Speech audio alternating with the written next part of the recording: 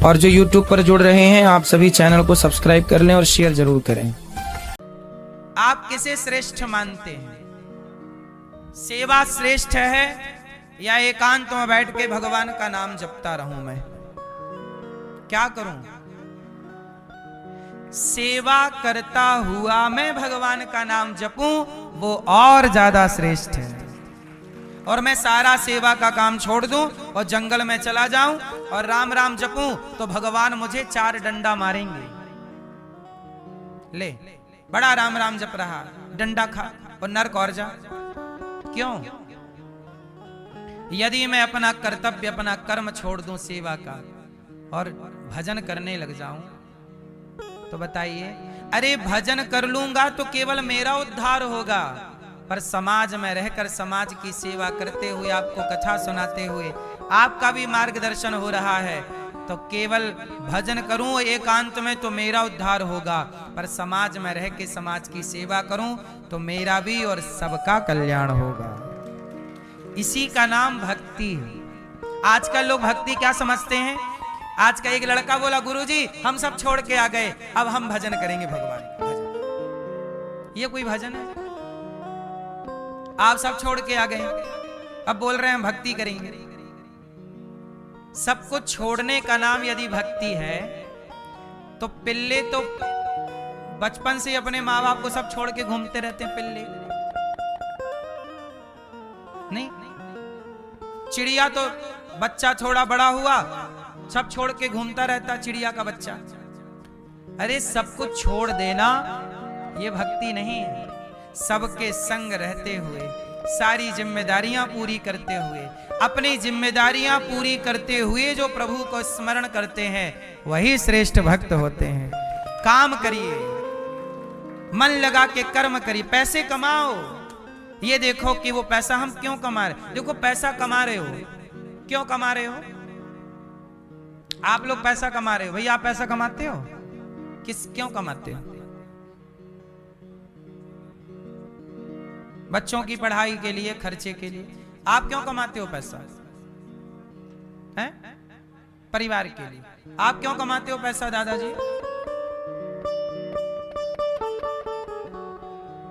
हैं? गृहस्थी के लिए, भक्ति के लिए। देखो देखो, आप लोगों से सवाल पूछा कि पैसे क्यों कमाते हो, तो आपने बताया बच्चों के लिए, परिवार के लिए, गृहस्थी के लिए। आप लोग पैसा कमाते हो पर आपका उद्देश्य क्या है? परिवार। अब यही सवाल आप मेरे से करो, अनिरुद्धाचार्य जी आप पैसे क्यों कमाते हो? तो मैं आपको बताऊंगा कि मैं पैसे कमाता हूं पर मेरा उद्देश्य है परिवार। तो देखो 5 लोगों का होता है भाई। क्यों? परिवार कितने लोगों का होता है? और बड़ा लो तो 10 लोगों का होगा, और बड़ा लो 20 लोगों का होगा। इससे ज्यादा क्या परिवार? किसका परिवार है? तुम परिवार के लिए कमा रहे हो। परिवार के लिए तो कुत्ता भी कमा रहा है, चिड़िया भी दाना ला रही है, बच्चे के मुंह पे डाल रही है। परिवार के लिए जिए, परिवार के लिए मर गए। ये कौन सी बहादुरी आपने की? परिवार के लिए कमा रहे हो। ये दास अनिरुद्ध भी कमाता है, परिवार के लिए नहीं साहब।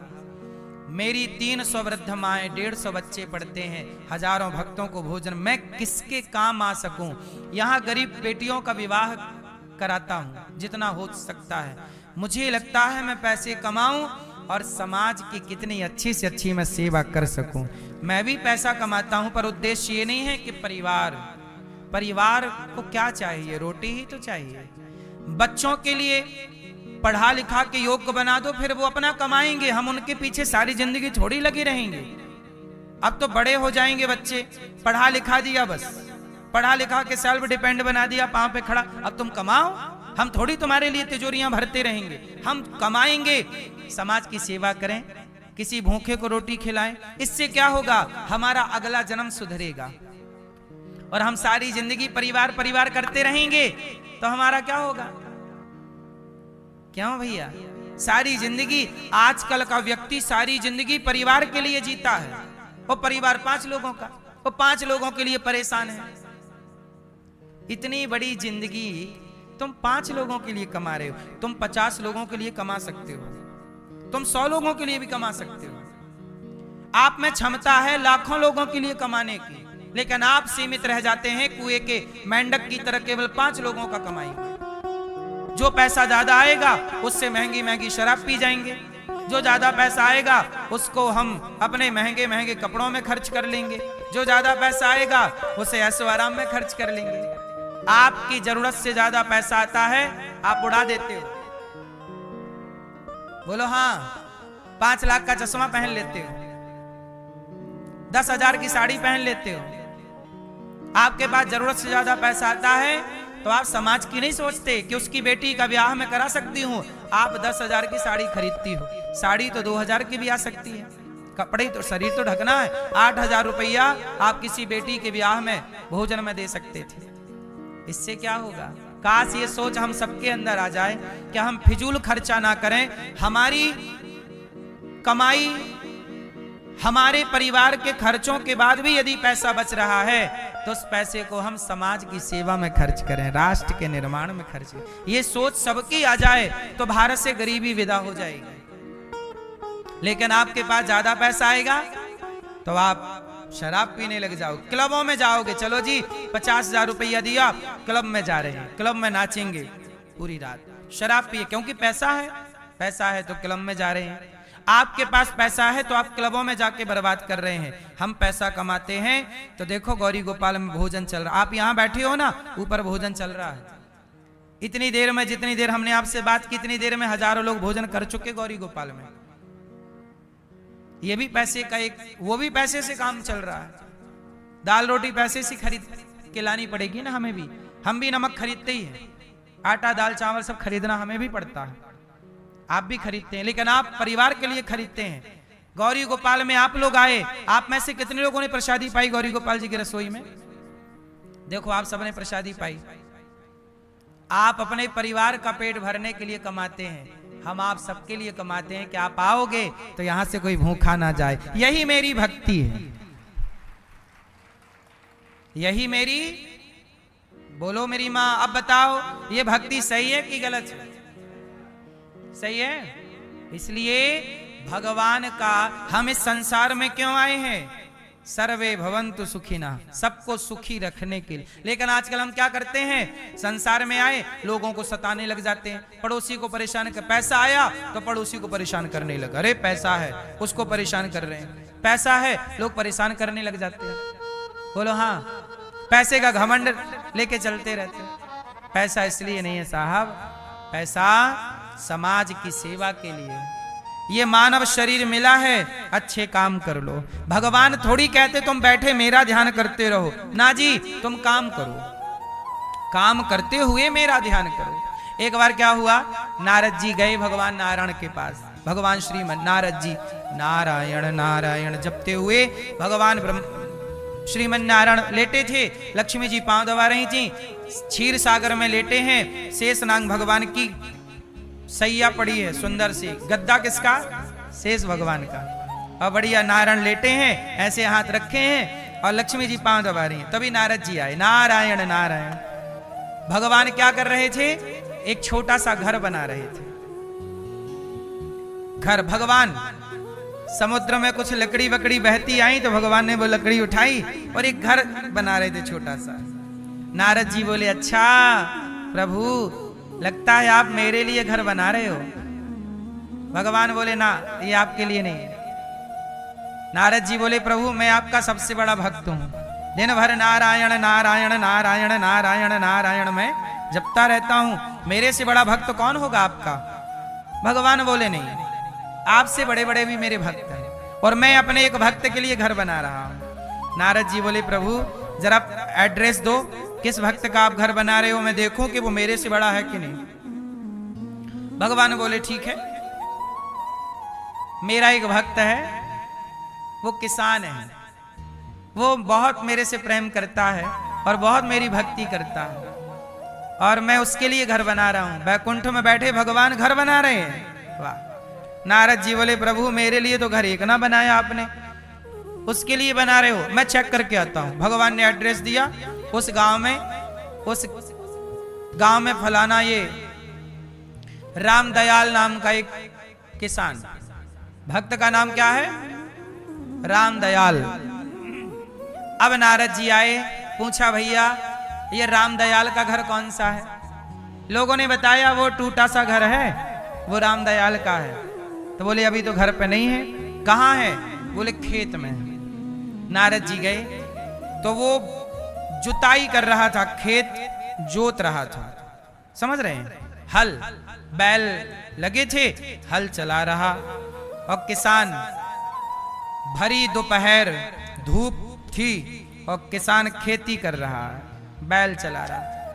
और हर थोड़ी देर बाद बोले हे श्रीमन नारायण मैं आपको कभी भूलूं नहीं, ऐसा बोले। अच्छा नारद जी बैठे दूर और देख रहे हैं, देखो तो इसकी भक्ति क्या है, ऐसी क्या भक्ति कर ली कि भगवान इसके लिए घर बना रहे हैं। नारद जी बैठ गए दूर और देखते जा रहे हैं। किसान खेती करता जा रहा है और बोलता जा रहा है हे श्रीमन नारायण मैं आपको कभी भूलूं नहीं, और फिर जुताई करता है। थोड़ी देर बाद उसकी पत्नी आई, अजी सुनते हो भोजन लाई हूं, चलो खाओ। किसान खेत में ही था, पहले के जमाने में ऐसे ही होता था, पत्नियां खेत में ही भोजन पानी नाश्ता वगैरह ले आती थी। तो उसकी पत्नी लाई, किसान ने बैल छोड़ दिए, जाओ बैल भी चर लें, और वो पत्नी के साथ बैठा और पत्नी के साथ हंसते मुस्कुराते भोजन कर रहा। वो अपनी पत्नी को खवा रहा है, पहले तू खा, तू भी तो बनाई होगी, अभी तक तूने भी कुछ खाया नहीं होगा। तो किसान अपनी पत्नी को खवाए, फिर पत्नी अपने पति को खवाए, दोनों में बड़ा प्यार था और वो दोनों हंसी ठिठोली कर रहे हैं। नारद जी बोले हे भगवान मैं दिन भर नारायण नारायण जपता हूं, मेरे लिए घर नहीं बनाते, और ये देखो अपनी पत्नी के प्यार में पागल है। और दिन भर में ये ज्यादा से ज्यादा 50 बार बोलता होगा नारायण। दिन भर में कितनी बार बोलता है? 50 बार नारायण, और ज्यादा तो 100 बार बोलता होगा। एक माला भी इसकी कंप्लीट नहीं होती, और भगवान इसके लिए घर बना रहे हैं। नारद जी गए, प्रभु आपका न्याय गलत है। क्या हुआ? वो किसान रामदयाल केवल 100 बार आपका नाम जपता होगा ज्यादा से ज्यादा, और मैं दिन भर जपता हूं, आप मेरे लिए घर नहीं बना रहे हो।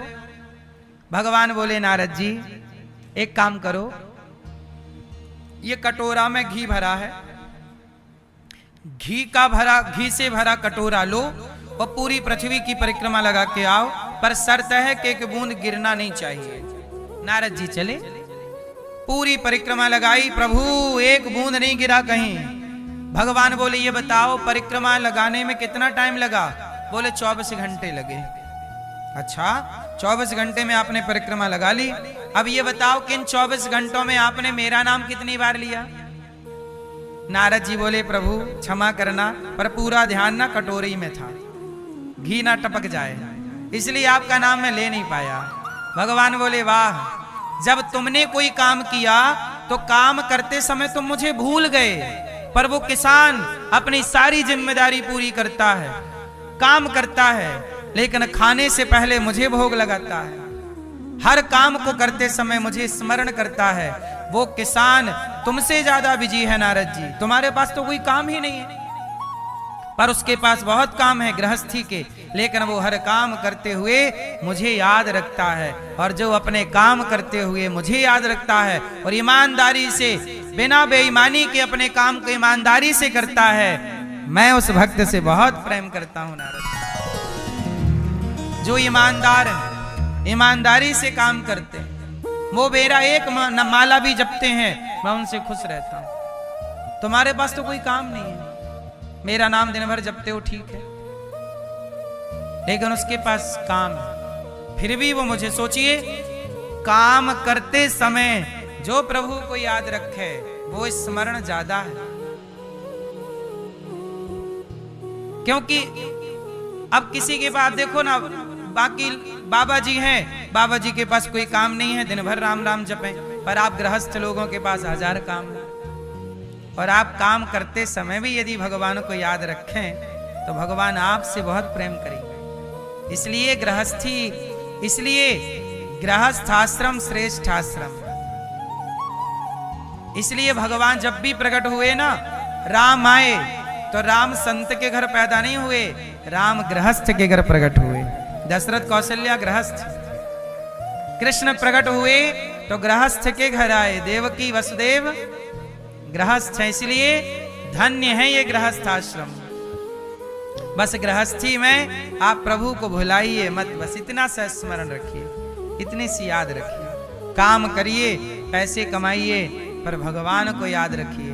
और खाने से पहले किसी भूखे के बारे में सोच लीजिए, बस इतना सा स्मरण कर लीजिए। खाने से पहले किसी को खिला दीजिए।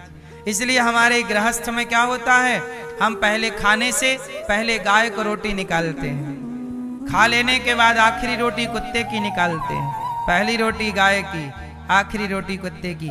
खिलाकर जो खाए वही इंसान है, और यही गृहस्थ का धर्म है। इसलिए गौरी गोपाल आश्रम में आप सब भी, संतों को यहाँ भोजन मिलता है, भक्तों को भोजन।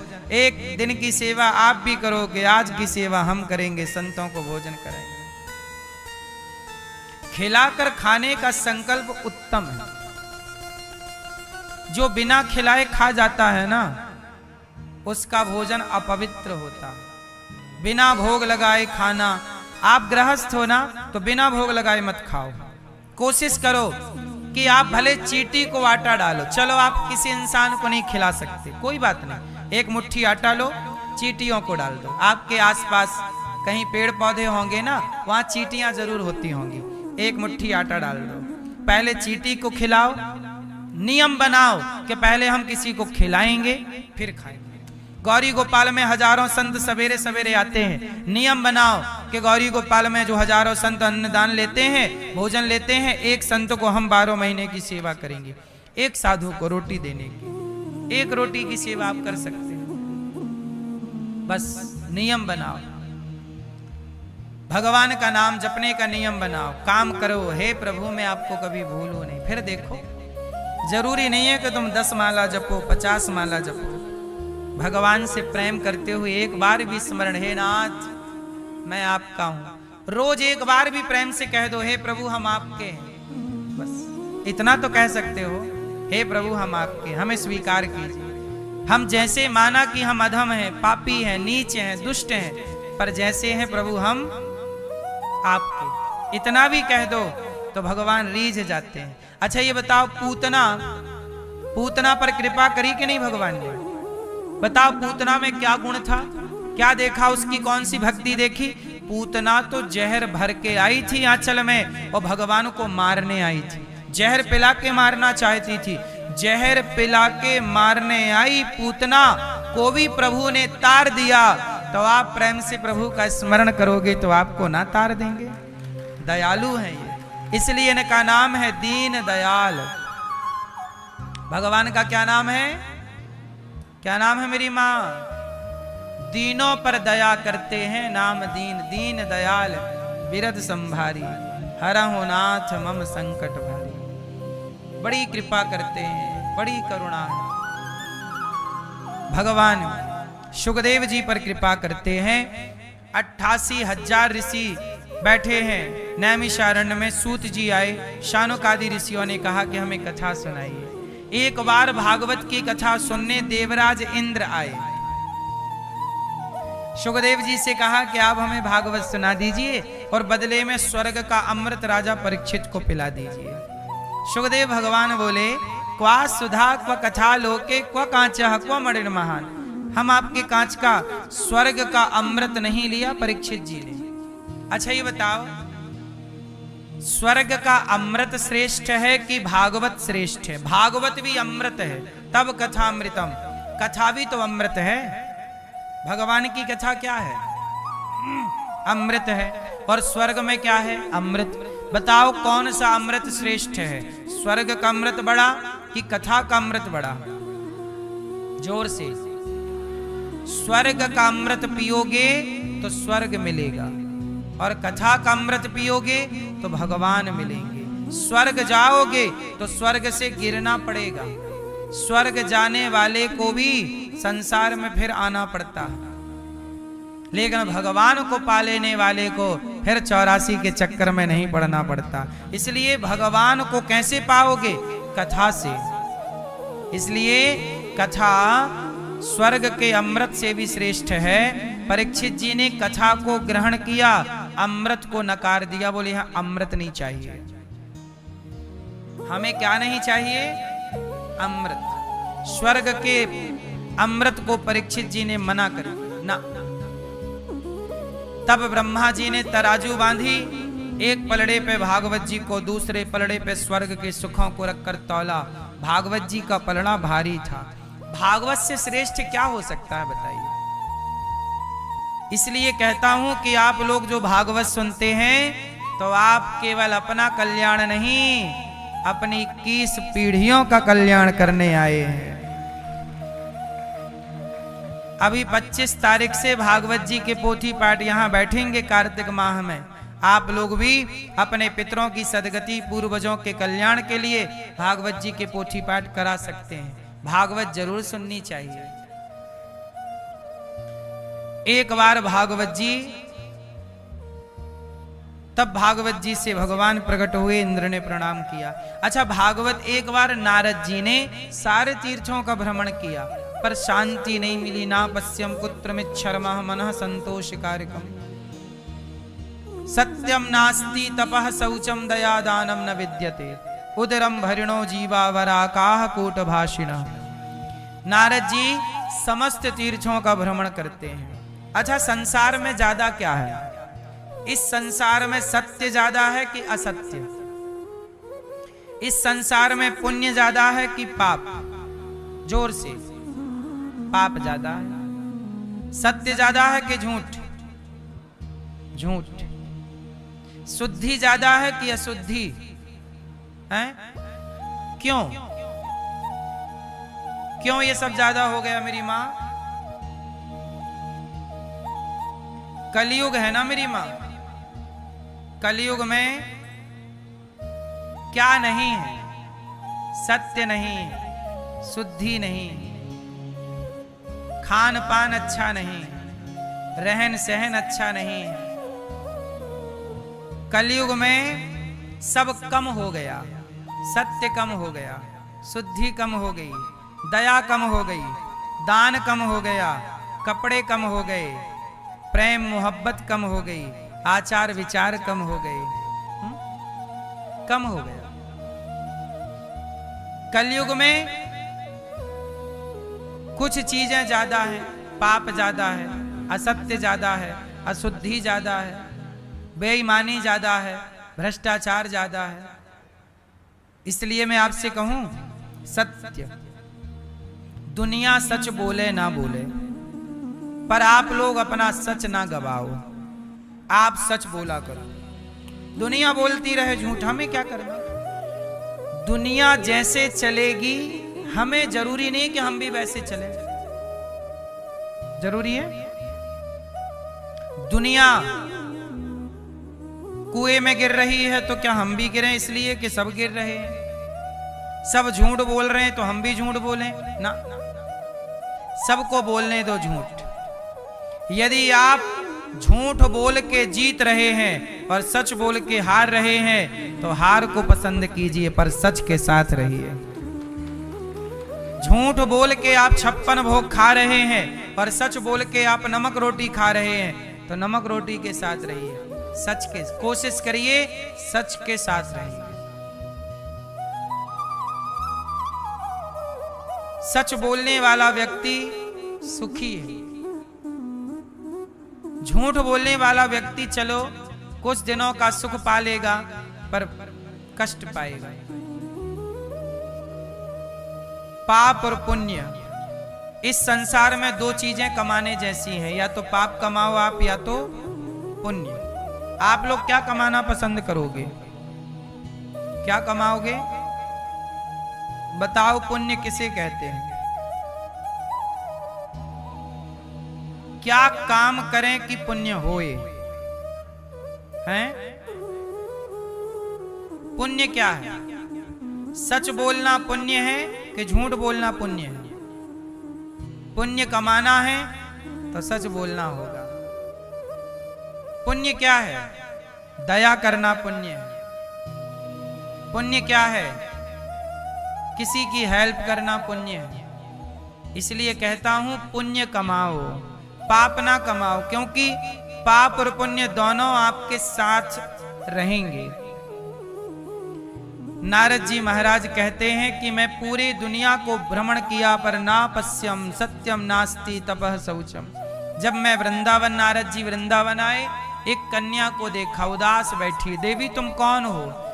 वृंदावन में एक कन्या बैठी थी, नाम था भक्ति। भक्ति महारानी बोली, महाराज मेरा नाम भक्ति है, ये मेरे दो बेटे हैं, ज्ञान और वैराग्य। कलयुग में बड़े परेशान हैं। कलयुग में भक्ति भी परेशान है, ज्ञान भी परेशान है और वैराग्य। कलयुग में भक्ति नहीं है। कलयुग में क्या है? पाखंड। भक्ति क्या है? चलो आप लोग बताओ मुझे, भक्ति क्या है? आप लोग किसे भक्ति मानते हैं? जोर से। क्यों भैया, भक्ति क्या है आपके हिसाब से? चश्मा वाले भैया हैं, ये भक्ति है? कंफ्यूज हो? भक्ति क्या है आप बताओ? भक्ति किसे कहते हैं?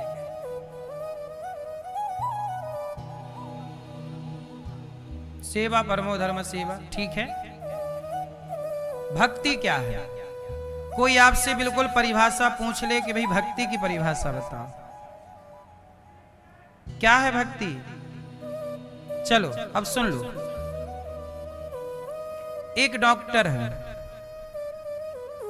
उस डॉक्टर के द्वार पर ना एक मरीज आया। डॉक्टर साहब ये अटैक आ गया, जल्दी देख लो वरना सांस लेने में दिक्कत हो रही है। वो आप जल्दी देख लो डॉक्टर साहब। डॉक्टर साहब बोले रुको, अभी मैं माला जप रहा हूं, राम राम सीता राम सीता राम। डॉक्टर साहब जल्दी देख लो, बच्चा मर जाएगा। डॉक्टर साहब मर जाएगा। डॉक्टर साहब खबरदार बैठो, अभी मेरा टाइम 10 बजे का है, अभी 9:45 बजा, मैं 15 मिनट और भगवान का नाम जपूंगा, सीताराम कृष्ण कृष्ण कृष्ण कृष्ण। अब बताओ ये डॉक्टर साहब जो माला जप रहे हैं, ये भक्ति हो रही है? आप तो कह रहे थे कि भक्ति माला जपना है। डॉक्टर साहब ईमानदारी से अपने मरीजों में ही अपने भगवान का दर्शन करते हुए उनकी सेवा करें, यह डॉक्टर की भक्ति है। व्यापारी ईमानदारी से व्यापार करे, 1 रुपए की मिलावट ना करे, ईमानदारी से उचित मुनाफा कमाए, ईमानदारी से ग्राहक को ईश्वर मान करके और उसी में परमात्मा का दर्शन करे, यही उस व्यापारी की भक्ति है। बोलो हाँ। आप गृहस्थों की भक्ति, आपके द्वार पे कोई आए भूखा ना जाए, ईमानदारी से आप उसे भोजन कराएं, ईमानदारी से बेटा अपने माता की, अपने पिता की सेवा करे, अपने अच्छे पति होने का परिचय दे। आप दिन भर माला जपो, लेकिन आप अपनी पत्नी को धोखे में रखो, पत्नी को लगे कि हमसे बहुत प्यार करते हैं और आप पड़ोसन से सेट हो जाओ। बताओ ये भक्ति है? अपनी पत्नी को धोखा ना देना। माता की सेवा, माता भगवान है इस भाव से सेवा करो, पिता भगवान है इस भाव से सेवा करो, पति भगवान है इस भाव से सेवा करो, सास ससुर भगवान है, बहू इस भाव से सेवा करे और ईमानदारी से अपने गृहस्थी के कर्तव्य पूरे करे। ईमानदारी से पुरुष पति पत्नी दोनों भगवान का चिंतन अपने कर्तव्य पूरे करते हुए करे, यही भक्ति। अब आप अपने माँ बाप को छोड़ दो और बोलो हम भजन कर रहे हैं, खाक भजन कर रहे हो।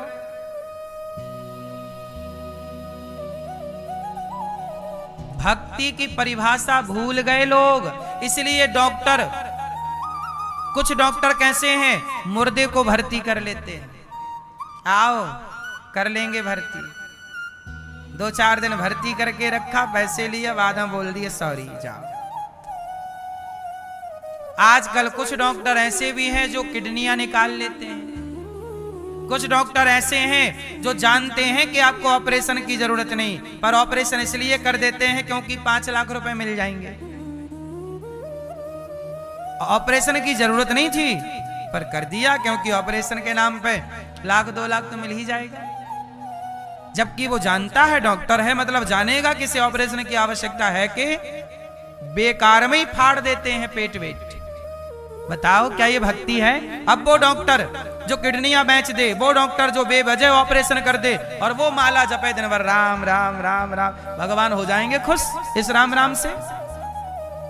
ना साहब, जो कर्तव्य, जो काम ईश्वर ने, तुम एडवोकेट हो, ईमानदारी से एडवोकेट हो, ईमानदारी से सच को जिताने के लिए लड़ो और उस व्यक्ति में ईश्वर का दर्शन करो।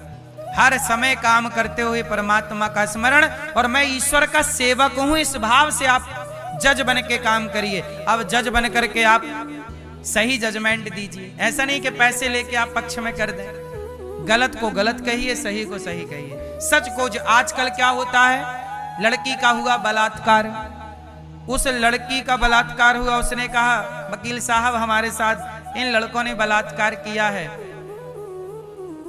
उन लड़कों ने कहा वकील साहब हम तुम्हें पैसे दे देंगे, हमारी तरफ से केस लड़ो, हमें जिताओ। तो लो साहब, वकील साहब बहुत होशियार थे, तो जिस लड़की का बलात्कार हुआ वो लड़की हार गई, और जिसने बलात्कार किया था वो लड़के जीत गए, क्योंकि पैसे मिल गए। तो आप एडवोकेट हैं, आपके पास अक्ल है, तो आप किसी को भी जिता सकते हैं, किसी को भी हरा सकते हैं, क्योंकि आपके पास दलीलें अच्छी अच्छी हैं। तो बताइए क्या ये भक्ति है?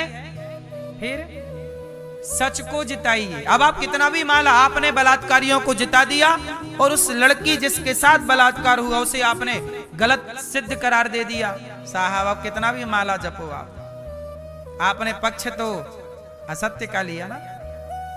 भीष्म पितामह इतने बड़े भक्त थे, पर दुर्योधन जैसे झूठे का साथ दिया, इसलिए बाणों की सैया मिली। कर्ण इतने बड़े दानवीर थे, पर झूठा दुर्योधन का साथ दिया, इसलिए कर्ण इतने बड़े श्रेष्ठ दानवीर होने पर भी उनका यश, उनकी कीर्ति इतनी नहीं है, जबकि वो श्रेष्ठ दानियों में है, क्योंकि साथ गलत का दिया। अधर्म से, अधर्म का साथ, इसलिए मौत भी अधर्म से पाई कर्ण ने, पितामह ने, गुरु द्रोणाचार्य ने, जबकि ये सब दिग्गज थे, पर असत्य का साथ दिया। इसलिए आपसे कहूं साहब, पैसे कम कमाना, पर भक्ति यदि चाहते हो तो केवल माला जपना भक्ति नहीं है साहब। जपो माला, कर्तव्य ना करो ईमानदारी से, तो हो जाएगी भक्ति। ईमानदारी से जो जहां है, आप डॉक्टर हैं, ईमानदारी से इलाज करिए, एडवोकेट है, ईमानदारी से केस लड़िए, ईमानदारी से जो अपने कर्तव्य को करता हुआ प्रभु को याद रखता है वही सबसे उत्तम भक्त है। और जो अपने कर्तव्यों को भूल जाता है और कर्तव्यों को भुला के बोले कि माला जपो मेरे पाप कट जाएंगे, तो जपो तुम माला, तुम्हारे पाप कटे तो बताना। धोखे से कोई पाप हो जाए तो माला जपने से कट जाएगा, पर तुम जान के पाप करते हो और बोलते हो माला जपने से पाप कट जाएगा, पाप वज्र बन जाएगा, ना कटेगा साहब। बताओ तुम्हारा पाप छोड़ो, दशरथ जी का पाप कटा क्या? दशरथ जी से भी पाप हो गया था ना, श्रवण कुमार को मार दिया था, श्रवण के माँ बाप तड़प तड़प के मर गए थे। दशरथ जी तो भगवान के पिता थे, तो भगवान के बाप का पाप कट जाना चाहिए ना, नहीं कटा। कटा क्या? दशरथ जी का पाप कैसे कटा? बोलो। बेटा भगवान है, तुम्हारा बेटा साक्षात भगवान तुम्हारे सामने आ जाएं तो भी तुम्हारा पाप तुम्हें भोगना पड़ेगा। दशरथ जी के सामने तो, दशरथ जी की तो गोद में भगवान खेले हैं। बोलो हाँ, दशरथ जी की तो हृदय से भगवान लगे हैं। दशरथ जी को तो भगवान ने, दशरथ जी ने तो भगवान के गालों का चुम्बन किया है, नहलाया है, साथ में सुलाया है। लेकिन ऐसे भगवान को पाकर भी दशरथ जी का पाप कटा नहीं। दशरथ जी को पाप कैसे कटा? भोग करके कटा। दशरथ जी ने एक बेटे को मार दिया, श्रवण को। श्रवण के माँ बाप तड़प तड़प के मर गए, तो दशरथ जी को भी अंत समय जब राम वनवास गए तो दशरथ जी को भी तड़प तड़प के मरना पड़ा, भोग के ही कटा। भगवान भी आ जाएंगे तो तुम्हारा पाप ना कट पाएगा। इसलिए कुछ पाप ऐसे हैं भोगना पड़ता। हाँ, कुछ पाप ऐसे हैं जो भगवान की कृपा से कट जाते हैं। पाप भी कई प्रकार के होते हैं ना साहब। कुछ पाप कृपा मात्र से प्रभु चाहे तो अहम त्वा सर्व पापेभ्यो मोक्षयिष्यामि मा शुचा, मैं तेरे सारे पाप काट दूं। भगवान क्या नहीं कर सकते, लेकिन भगवान चाहते दशरथ जी का भी पाप काट सकते थे, नहीं काटा। समाज को मैसेज देना था कि भैया ये मेरा पिता है, दशरथ जी मेरे पिता हैं, पर मेरे बाप का भी पाप नहीं कटा, तो तुम लोग जरा संभल के पांव रखना, संभल के जरा काम करना, क्योंकि तुम्हारा पाप तुम्हें भोगना जरूर पड़ेगा। हंस के भोगो, रो के भोगो, अवश्यमेव भोक्तव्यम कृतम कर्म शुभाशुभम। मेरी माँ इसलिए कहता हूं, पाप आप करने से बचा करो। भक्ति का अर्थ समझो, भज सेवायाम धातु से भक्ति बनती है। भक्ति कैसे बनती है? सेवायाम धातु, सेवा ही भक्ति है। माँ बाप की सेवा कर रहा है कोई बेटा, वो भक्ति कर रहा है। समाज की सेवा कर रहा है कोई व्यक्ति, वो भक्ति कर रहा है। जरूरी नहीं कि वो माला ही जपता रहे ना, सेवा ही। बोलो मेरी माँ, सेवा करते हुए नाम जपना है। भोजन कराओ किसी भूखे को और मन में चलता रहे श्रीमन नारायण श्रीमन नारायण सीताराम राधे कृष्ण। अंदर चल रहा है नाम और बाहर आप भोजन करा, और भोजन कराते समय भाव ये हो कि इस भोजन खाने वाले के रूप में भगवान ही मेरे द्वार पर, भाव भगवान का हो और नाम ये भक्ति है। अब आप किसी भूखे को भोजन दे नहीं रहे हो और बोल रहे हम तो माला जपेंगे बस। माला जपने में धरा क्या है? काम धाम छोड़ के आदमी बैठा है एक जगह पे जप रहा। आजकल तो आदमी को आलसी है ही है, उसे करना कुछ ना पड़े, उसे लगता है बिना कुछ किए पुण्य मिल जाए। ना होगा साहब, तुम कुछ भी कर लो। और जो YouTube पर जुड़ रहे हैं आप सभी चैनल को सब्सक्राइब कर लें और शेयर जरूर करें।